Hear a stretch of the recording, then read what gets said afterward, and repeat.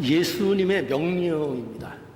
예수님의 명령이 무엇인가 하면 비판하지 말라, 이렇게 명령하십니다. 이 말씀은 모든 비판을 금지하는 말씀이 아닙니다. 그리스도인은 정당한 비판을 할 수 있어야 합니다. 여기서 예수님께서 금하시는 비판은 매우 이제 부정적인 개념의 비판을 말씀하는 겁니다. 비판을 잘하는 사람들이 있어요. 매사가 비판적입니다. 자신이 타인보다 이제 우월하다는 그 우월감으로 비판을 합니다. 거기 안에는 교만이 그 안에 가득 차 있습니다. 이 비판은 이건 병적인 겁니다. 영혼이 병든 자의 증상 중에 하나가 바로 이 비판하는 경향, 이 성향을 가지는 겁니다. 모든 것이 마음에 들지 않습니다. 이건 왜 이러고 저건 저러고 모든 것이 비판의 대상거리가 됩니다. 이런 부정적인 비판주의, 이 비판, 예수님은 이런 비판을 하지 말라고 지금 명령하시는 겁니다. 여러분, 이 명령은요, 굉장히 무서운 명령이에요. 왜냐하면 1절에 이렇게 되어 있습니다. 비판받지 아니하려거든 비판하지 말라. 여러분, 이게 경고입니다. 경고. 명령이자 경고입니다. 비판하는 자는 하나님께 비판을 받는다는 겁니다. 하나님께 비판을. 여기 2절도 볼까요? 너희의 비판하는 그 비판으로 너희가 비판을 받을 것이요 너희의 헤아리는 그 헤아림으로 너희가 헤아림을 받을 것이니라. 여러분, 이 말씀이 얼마나 무섭고 심각한 말씀인 줄 알아야 됩니다. 지금 예수님은요, 이런 뜻으로 말씀하는 게 아닙니다. 뭐냐면, 너희가 다른 사람을 비판하면 그 사람이 너를 비판할 것이다. 너도 그 사람에게 그런 비판의 대우를 받을 것이다. 이것을 말하는 것이 아닙니다. 그런 말씀을 하는 것이 아닙니다. 다른 사람의 비판을 두려워하라는 그런 말이 아닙니다. 그런 말이 아니라 비판하는 자는 하나님의 심판을 두려워하라는 것입니다. 하나님의 심판을요. 그러니까 너희가 다른 사람을 비판하는 그 비판으로 하나님께서 너희를 비판한다, 이 말씀입니다. 그리고 너희가 다른 사람을 헤아리는 그 헤아림으로, 그러니까 이 헤아린다는 것은 우리가 조금 더 쉽게 얘기하면 저울질하는 겁니다. 저 사람에 대해서 저울질하는 것인데, 네가 다른 사람을 저울질하는 그 저울질로 하나님이 너를 달아보신다, 이렇게 경고하시는 말씀인 것입니다. 마태복음 10장 28절에 보니까요, 몸은 죽여도 영혼은 능히 죽이지 못하는 자들을 두려워하지 말고 오직 몸과 영혼을 능히 지옥에 멸하시는 자를 두려워하라 말씀합니다. 우리는 여러분 종종 사람들로부터 비판을 당할 때가 있습니다. 사람들의 비판, 그거 받는 거 굉장히 괴로운 일입니다. 그렇죠? 그러나 여러분, 그럼에도 불구하고 사람의 비판이라는 것은요, 우리가 그럼에도 불구하고 사람의 비판은 우리가 감당해낼 수 있습니다. 참아낼 수 있습니다. 어떤 것으로든지 그것을 극복해내는 방법을 찾아낼 수가 있습니다. 왜냐하면 사람의 비판이라는 것은요, 우리를 멸망시키기까지는 하지 못합니다. 우리를 지옥에 떨어지게 하지 못합니다. 우리의 영혼을 멸절시키지 못합니다. 그러나 문제는 하나님의 심판은 피할 길이 없다는 것입니다. 하나님의 비판이 있으면 하나님께서 나를 비판하시고 심판하시면 그 심판을 인간은 감당할 길이 없다는 것입니다. 형제를 비판하는 자는 하나님의 비판이 얼마나 두려운 것인가 하는 것을 예수님께서 여기 이제 잘 설명해 주고 계세요. 여기 보니까 하나님이 비판하는 자에게 어떤 기준으로 비판하신다고 말씀하고 있는지를 보세요.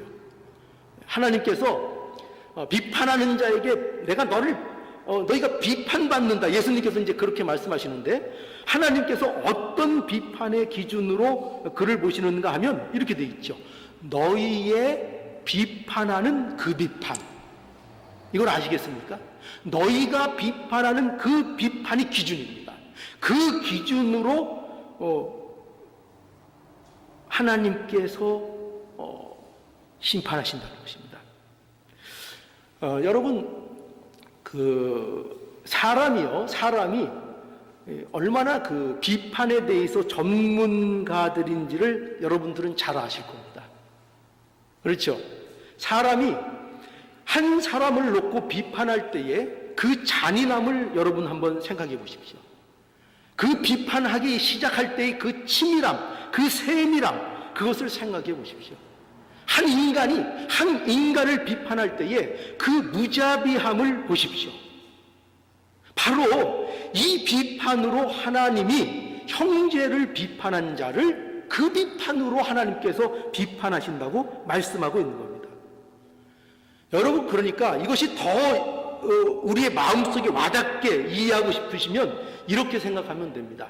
만약에 여러분들이 어떤 미워하는 사람이 있어요.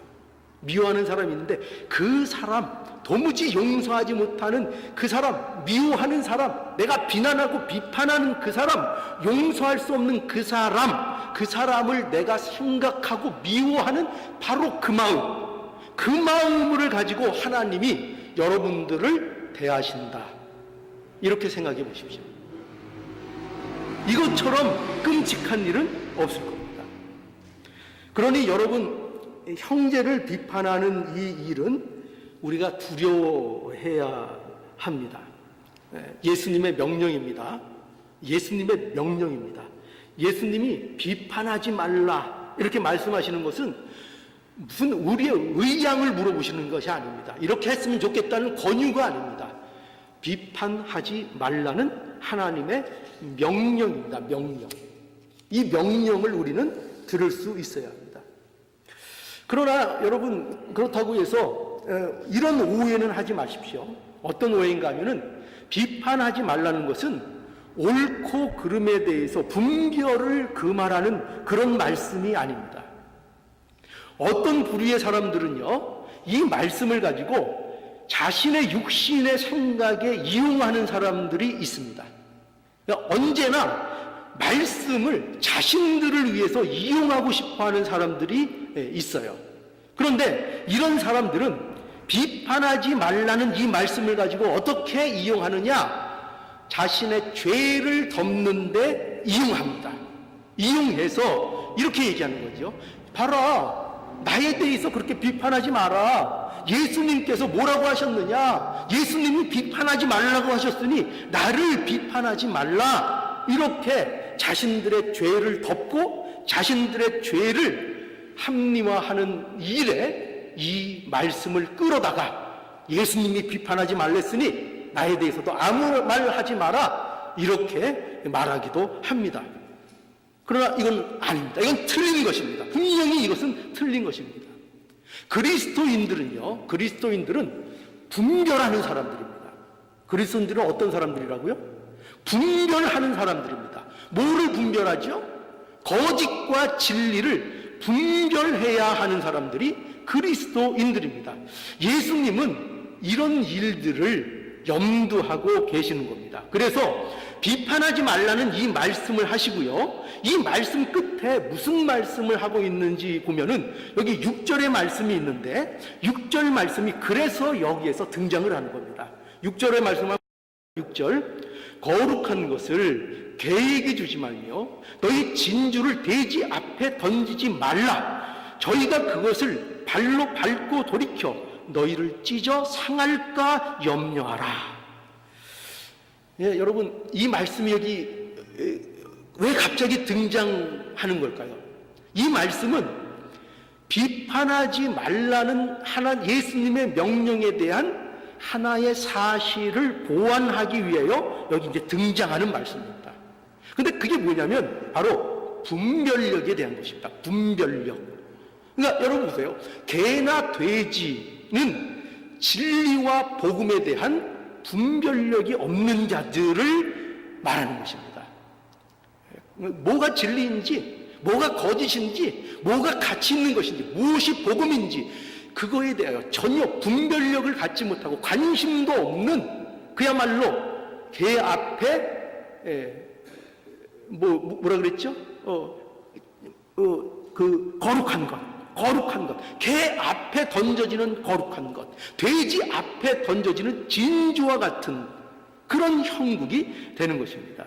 그래서 이게 무엇을 우리에게 말하는가 하면은 바로 분별력을 얘기합니다. 분별력이 있어야 된다는 것입니다. 개나 돼지는 진리와 복음에 대한 분별력이 없는 자들입니다. 그래서 우리는 이것을 통해서 이 말씀을 듣는 겁니다. 네, 그리스도인들은 어떤 사람들이냐? 그것이 여기에서 잊혀지면 안 됩니다. 비판하지 말라라는 말을 통해서 우리의 분별력까지 모두 내려놓으라 하는 식으로 이 말씀을 받아들이면 안 되는 것입니다.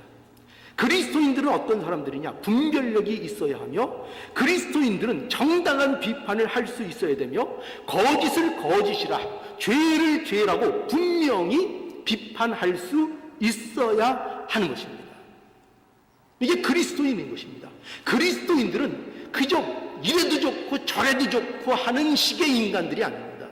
그리스도인들은 아닌 것은 아니라고, 거짓은 거짓이라고, 죄는 죄라고 목숨을 걸고 말할 수 있게 되는 자들, 그 자들이 바로 그리스도인이라는 것을 우리는 알아야 됩니다.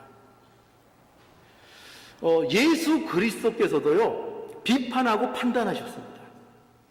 그 자비로우신, 그 온유하신 예수님께서도 비판하셨습니다. 판단하셨습니다. 누구를 판단하셨죠? 예, 당시 종교 지도자들, 서기관들과 바리새인들을 신랄하게 비판하셨습니다. 바리새인들에 대해서 어떻게 말씀하셨습니까? 예?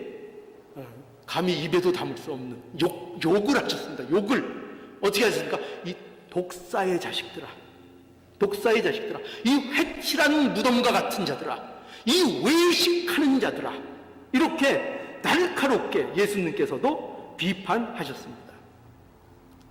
요한복음 7장 24절에 보면은요, 외모로 판단하지 말고 공의의 판단으로 판단하라고 이렇게 말씀하셨습니다.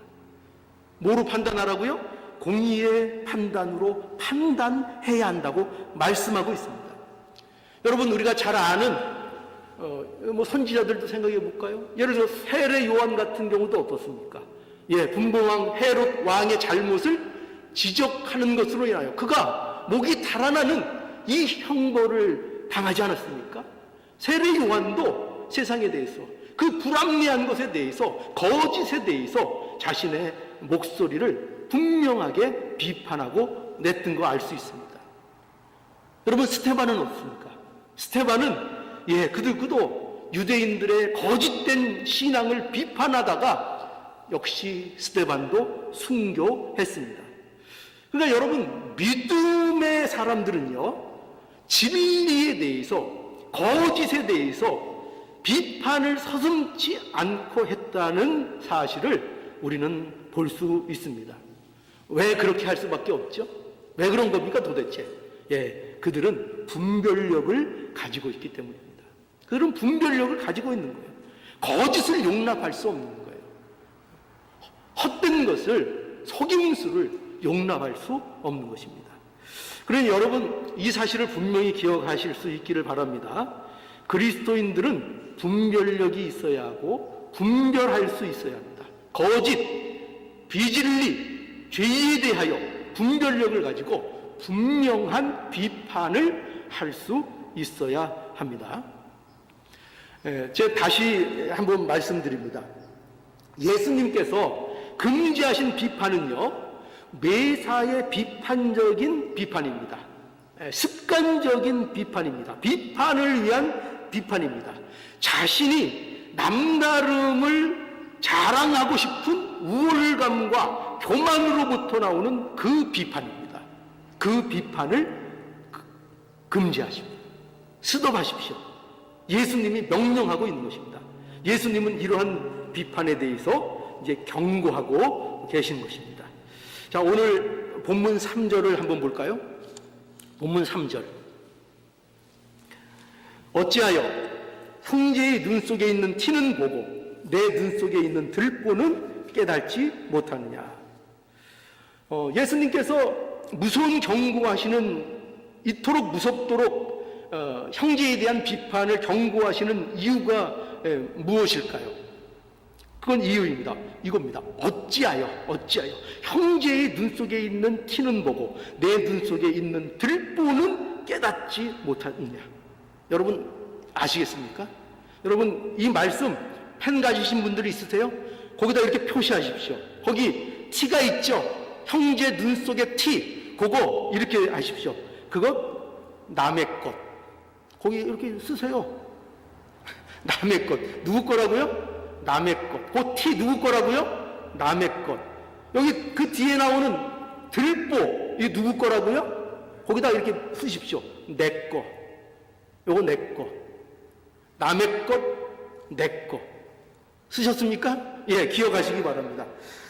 여러분, 우리는요, 이런 유의 사람들을 우리는 보지요. 뭐냐면, 자신에게는 한없이 너그럽고, 남의 단점에 대해서는 조그만 것도 용납하지 못하고, 그것들 유난히 잘 발견하는 그런 유의 사람들을 우리는 볼 수가 있습니다. 혹시 여러분 주위에 있습니까? 여러분, 그런데 안타깝게도 이것은 그리스도인의 모습이 아닙니다. 그리스도인의 모습이 아닙니다. 형제의 눈 속에 티는 너무나도 잘 봅니다. 그러나 자기 눈 속에 들보는 보지 못합니다. 마치 유능한 수사관 같습니다. 마치 실험실에서, 연구실에서 무언가를 현미경으로 연구하는 박사와 같습니다. 잘 찾습니다. 남의 티에 대해서는 너무나도 밝게, 세밀하게 잘 찾아냅니다. 그러면서 이런 전문가적인 기질을 남에 대해서는 갖고 있는데 자신에 대해서는 한없이 너그럽습니다. 네, 여러분, 좋습니다. 남의 잘못을 잘 볼 수 있다는 거, 그 자체는 좋습니다. 그렇죠? 남의 잘못에 대해서 잘 보는 자체, 그 자체를 잘못됐다고 하는 것이 아닙니다. 문제는 다른 데 있습니다. 뭐냐면 그것은 남의 잘못만 보게 되는 것에 대한 원인입니다. 원인. 그 원인이 뭐냐면 자신을 들여다보지 않는 것입니다.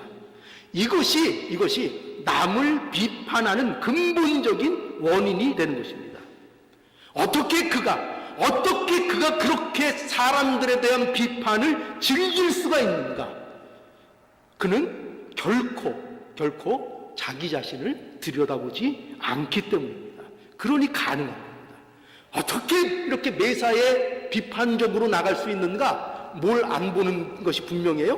자기 자신을 들여다보는 일은 하지 않고 있기 때문입니다. 자신을 들여다보는 사람은 결코 타인에 대한 비판을 즐길 수 없습니다. 결코 즐겨낼 수 없습니다. 여러분, 이것은요 굉장히 심각한 겁니다. 왜냐하면 아까도 제가 말씀드렸듯이요, 이것은요 그리스도인의 모습이 아닙니다. 그리스도인의 모습이 아닙니다. 그리스도인들은 어떤 사람들인가 하면 형제의 눈의 티를 보지만 못 본다는 게 아니에요. 봅니다. 보지만 먼저 자기 눈의 들보를 먼저 주목하는 겁니다. 그거를 주목하는 겁니다. 그리스도인이 되면 자신의 들보에 대해서 언제나 먼저 주목합니다. 이게 그리스도인입니다. 이게 그리스도인입니다. 내 들보에 대해서 주목하지 않는 그리스도인은 불행히도 그리스도인이라고 말하기 힘듭니다. 그리스도인이라고 착각하고 있을지 모릅니다. 그리스도인이라고 착각하고 있습니다. 여러분 어떻습니까? 여러분은 한번 생각해 보세요. 형제의 티를 보는 것과 나의 들보를 보는 것 중에 어떤 일에 더 주목하고 있습니까? 한번 생각해 보시기 바랍니다.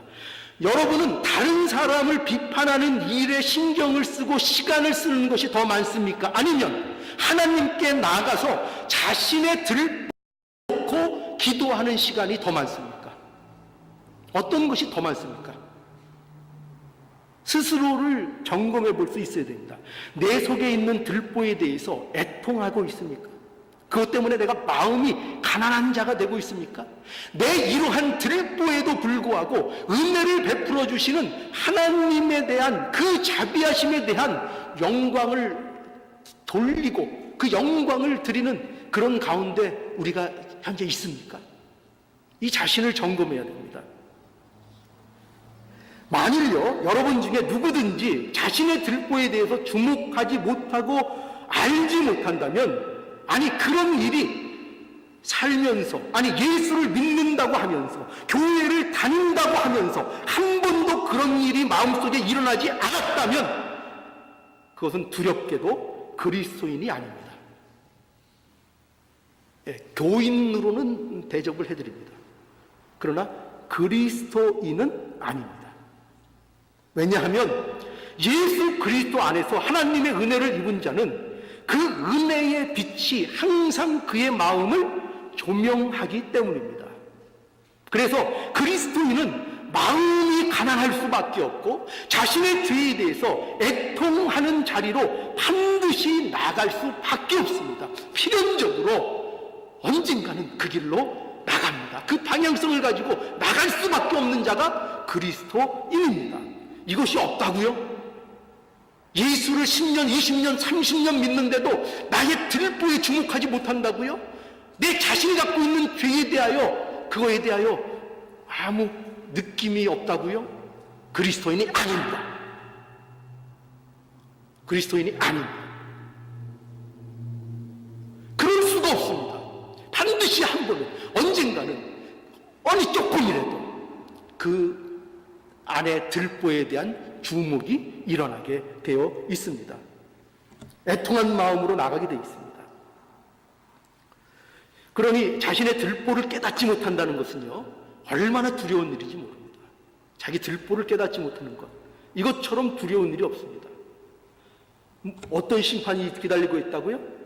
네가 그렇게 심판하는 그 심판, 남의 티를 보고 그렇게 심판하는 그 심판으로 하나님이 너를 심판하실 것이라. 너를 심판하실 것이라. 4절로 5절을 보겠습니다. 보라, 내 눈 속에 들보가 있는데 어찌하여 형제에게 말하기를 나로 내 눈 속에 있는 티를 빼게 하라 하겠느냐. 외식하는 자여, 먼저 내 눈 속에서 들보를 빼어라. 그 후에야 밝히 보고 형제의 눈 속에서 티를 빼리라. 여기 예수님께서 비판하는 자에 대해서 무엇이라고 말씀하시는가 하면은요, 여기 놀랍게도 무서운 단어를 쓰고 있어요. 뭐냐면 외식하는 자입니다. 외식하는 자. 예수님이 무엇이라고 지금 말씀하고 있다고요? 외식하는 자요. 외식하는 자요. 예수님의 판단입니다. 예수님이 판단하십니다. 예수님이 판단 안 하시는 거 아닙니다. 이 외식하는 자요. 이 위선자요. 위선자. 이렇게 판단하십니다. 여기서 우리는요, 예수님이 금하시는 비판과 그리스도인이 해야 할 비판의 중대한 차이점을 볼 수가 있어요. 그것이 뭔가 하면은 바로 이겁니다. 위선입니다. 위선. 예수님이 금하시는 비판은 어떤 비판이냐? 위선자의 비판입니다. 위선자의 비판. 여러분, 형제를 비판하는 자는요, 둘 중에 하나예요. 둘 중에 하나입니다. 뭐냐면 첫째는 자신의 들보를 모르는 경우입니다. 자신의 들보를 모르는 거예요. 즉 하나님의 은혜를 알지 못함으로 자신의 들보에 대해서 전혀 인지하지 못하는 자입니다. 그런 자이거나, 둘째는 어떤 자인가 하면은 자신의 들보를 감추고 있는 자입니다. 이 자를 뭐라 그런다고요? 외식하는 자, 위선자라 그럽니다. 위선자.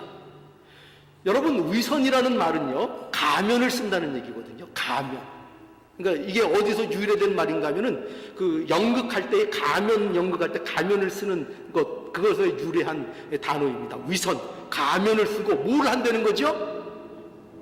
연극할 때 뭐 합니까? 연기를 한다는 겁니다. 연기. 외식하는 자, 위선자, 연기하는 자입니다. 연기하는 자.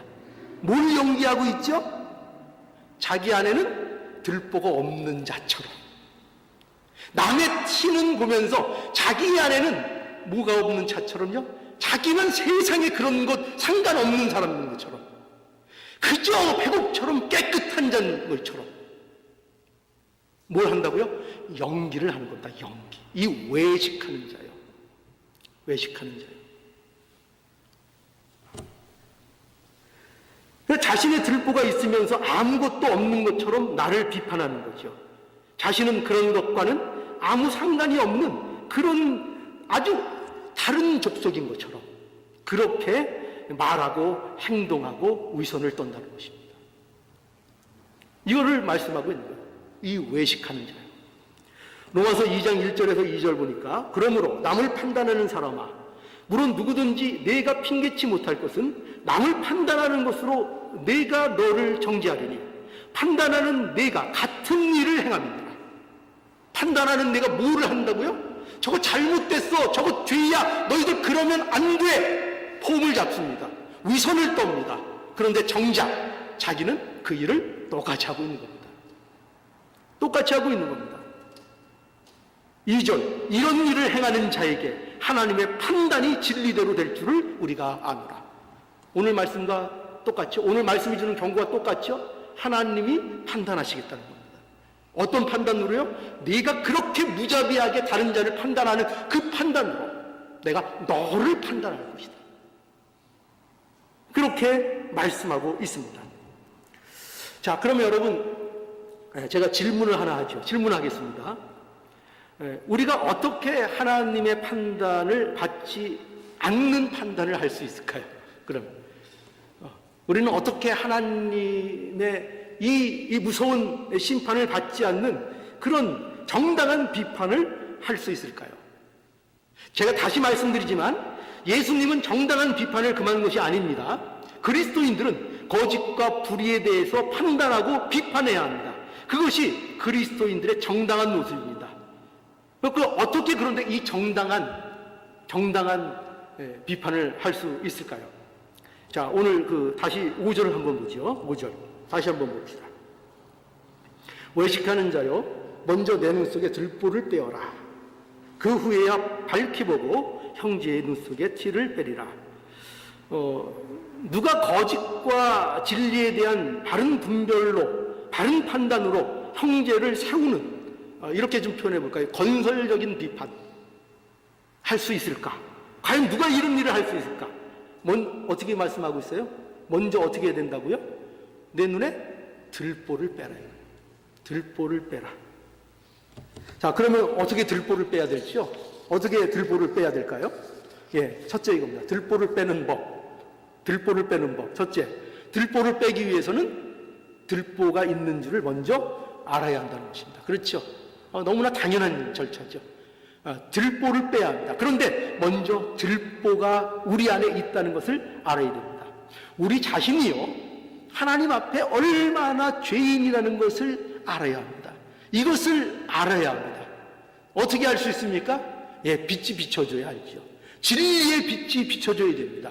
예, 진리의 빛이 누구입니까? 예수 그리스도입니다. 예수 그리스도. 그러니까 우리 안에 있는 이 모든 죄는요, 예수 그리스도를 믿을 때야 비로소 이 모든 것들을 보게 될 것입니다. 여러분 안에 있는 들보, 그것을 명확하게 볼 수 있는 것은 이것으로만 가능합니다. 예수 그리스도 안에 있는 것입니다. 예수 그리스도를 믿는 것입니다. 예수 그분이 나의 그리스도이심을 믿는 것입니다. 그 믿음이 있어야, 믿음이 있어야 그 들보를 인식할 수 있고 그 들보에 대해서 비로소 주목할 수 있는 겁니다.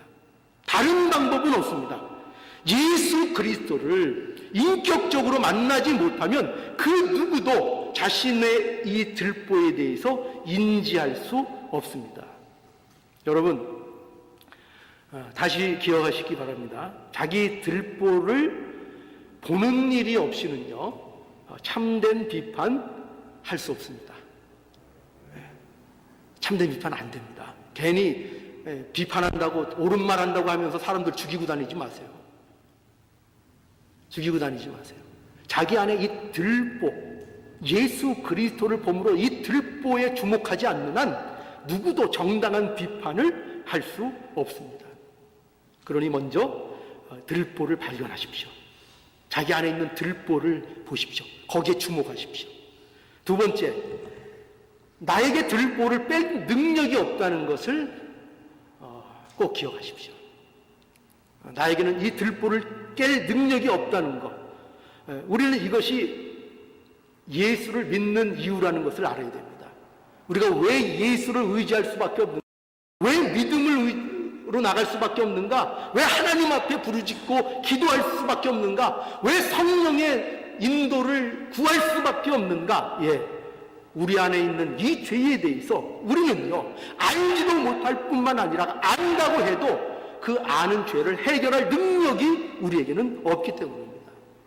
그래서 예수 그리스도 안에서만 이 죄를 이길 능력이 있게 되는 겁니다. 그러니 예수 그리스도 안에 들어가고 그를 의지함으로 그와 연합된 삶을 사는 것으로 우리의 죄를, 우리의 들보를 빼는 이 일들이 우리에게 있어야 하는 겁니다. 예수를 전적으로 의지합니다. 뭘 믿고 예수를 의지하지 않는지요? 도대체 그 능력이 우리에게 있다고 생각하십니까? 없습니다. 우리 마음을 살펴보십시오. 우리가 어떤 죄를 우리가 다스릴 수 있었던가요? 어떤 죄를요? 내가 이런 거 했다고요? 죄송합니다. 이런 표현 죄송합니다. 웃기지 마십시오. 웃기지 마십시오. 죄를 내가 다스린다고요? 아닙니다. 예수 그리스도를 의지해야 됩니다. 예수 그리스도 안에 거하는 일밖에는 우리의 죄를 다스릴 수 있는 길이 없습니다. 우리의 어떤 지혜로도, 어떤 지식으로도, 어떤 능력으로도 우리의 죄의 문제를 해결할 수 없습니다. 그러니 들보를 뺄 능력이 없다는 것, 이거 분명히 인식하시며 하나님 의지하고 예수 그리스도를 의지하는 우리의 모습이 되어야 합니다. 이게 두 번째 중요합니다. 이제 세 번째 마지막으로는요, 회개해야 합니다. 회개해야 합니다. 들보를 빼는 일은 결정적으로 회개하는 것입니다. 회개가 있어야 됩니다. 여러분이 형제를 위한 비판을 하고자 한다면, 정말 그를 세우기 위한 비판을 하고 싶다면 자신이 회개의 자리에 먼저 나아가야 하는 것입니다. 그리스도인들에 대해서 세상 사람들이 이런 얘기 많이 하죠. 여러분들도 혹시 이 얘기를 들었으면 굉장히 안타까운 일입니다. 위선자라고 욕을 합니다. 그리스도인들에게, 교회 다니는 사람들에게 위선자라고 세상 사람들이 욕을 합니다. 그런데 불행하게도 저는 그 위선자라는 세상의 욕이 불행하게도 저는 이해가 되는 것입니다. 이해가 됩니다. 왜냐하면요, 온갖 옳은 말을 하면서도 돌이키지 않습니다. 세상에 대해서 돌이키지 않습니다. 이거 틀렸다, 저거 틀렸다 지적하면서 자신들이 먼저 회개하는 자리에 나가지 않습니다. 자신들이 먼저 세상으로부터 떠나서 참된 가치와 진리를 가지고 사는 삶을 살지 않습니다. 신앙이라는 것을 통해서 똑같이 세상 사람들과 똑같은 가치들을 목적하고 붙잡으려고 동분서주 바쁘게 돌아다니고 있습니다. 그런 사람들을 위해서, 그런 사람들을 보고 세상은 네가 그리스도인들이냐? 이 위선자들입니다. 위선자들. 형제를 사랑하지 않습니다. 용서할 줄 모릅니다. 남에게 있는 티는 끝없이 비판합니다. 왜 사랑 안 해? 왜 용서 안 해? 왜 화목하지 않아? 왜 참을 줄 몰라? 그러면서 정작 자신은 조금도 그 일을 하지 않습니다. 위선자.